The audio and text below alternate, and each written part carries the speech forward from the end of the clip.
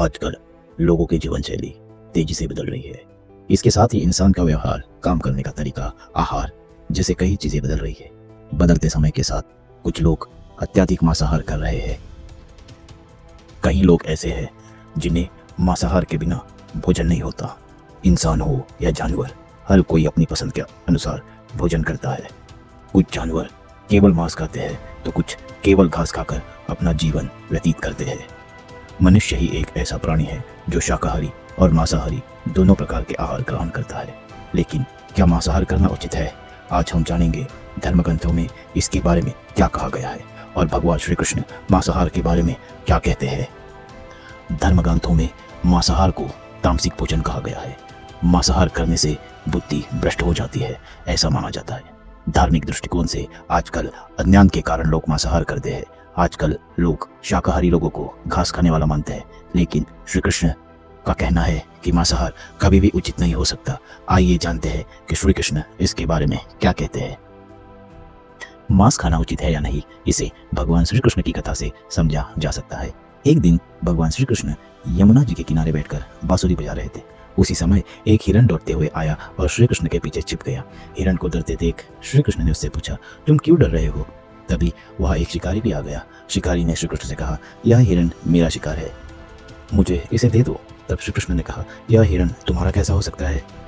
किसी भी जीव पर पहला अधिकार उसका खुद का है। शिकारी ने फिर कहा, मैं इसे पकाकर खाऊंगा, तुम कुछ मत कहो और चुपचाप इसे मेरे हवाले कर दो। श्री कृष्ण ने शिकारी को समझाया कि किसी भी जीव को मारना और खाना पाप है। श्री कृष्ण के इन शब्दों को सुनकर शिकारी ने कहा, मैंने कभी वेदों का अध्ययन नहीं किया, फिर मांसाहार पाप है या पुण्य मुझे कैसे पता चलेगा? राजा भी शिकार करते हैं, क्या वह पाप नहीं मानते? इसके बाद श्री कृष्ण ने शिकारी को एक कहानी सुनाकर समझाया। भगवान श्री कृष्ण ने शिकारी को जिस कहानी का उल्लेख दिया वो इस प्रकार थी। एक बार मगध राज्य में भयंकर सूखा पड़ गया। सूखे के कारण उस साल मगध में कोई अनाज भी नहीं उगा। राजा ने सोचा कि यदि इस समस्या का जल्द ही समाधान नहीं निकला तो लोग भूखे मर जाएंगे। तब राजा ने अपने सभी मंत्रियों को दरबार में बुलाया। राजा ने सभी से पूछा, इस समस्या से बाहर निकलने का सबसे आसान तरीका क्या है? तब एक मंत्री उठकर बोला, महाराज, इस समय सबसे सस्ता और अच्छा भोजन केवल मांस हो सकता है। चावल, गेहूं आदि उगाने में बहुत समय और खर्च लगता है। उसी समय मगध का प्रधान चुप था।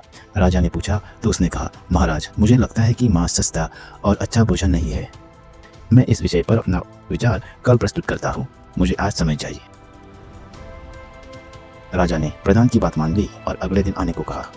फिर उसी रात प्रधान उस मंत्री के घर गए जिसने राजा से कहा था कि मांस सबसे अच्छा भोजन है। प्रधान ने उस मंत्री से कहा कि राजा की तबीयत बहुत खराब है।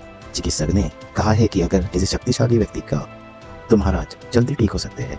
तुम महाराज के सबसे करीबी हो, तुम अपने शरीर से 2 तोला मांस देकर उन्हें बचा सकते हो। यदि तुम चाहो तो मैं तुम्हें इन 2 तोला मांस के बदले 1 लाख सोने की मुद्राएं दे सकता हूँ। मैं तुम्हारे नाम पर बहुत संपत्ति भी दे सकता हूँ। प्रधान की यह बात सुनकर मंत्री तुरंत कर गए और 1 लाख सोने की मुद्राएं लेकर प्रधान के पास आए। मंत्री ने प्रधान को 1 लाख सोने की मुद्राएं देते हुए कहा कि महाराज, इन सोने की मुद्राओं से दूसरे का मांस खरीद कर आप मुझे जीवन दान दे दो। फिर प्रधान एक एक करके सभी मंत्रियों के घर गए और उन्हें 2 तोला मांस देने को कहा। फिर भी किसी मंत्री ने मांस देने को स्वीकार नहीं किया। इसके बजाय प्रत्येक ने प्रधान को 1 लाख सोने की मुद्राएं दी।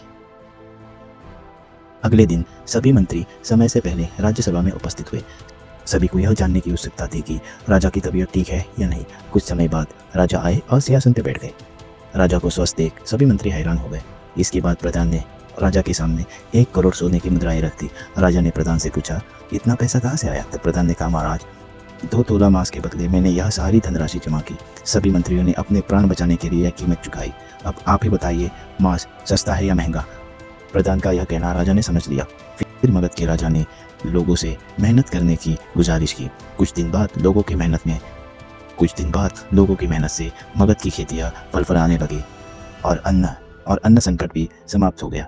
यह कहानी सुनने के बाद शिकारी ने मांसाहार छोड़ दिया और शिकार करना भी बंद कर दिया। राधे राधे।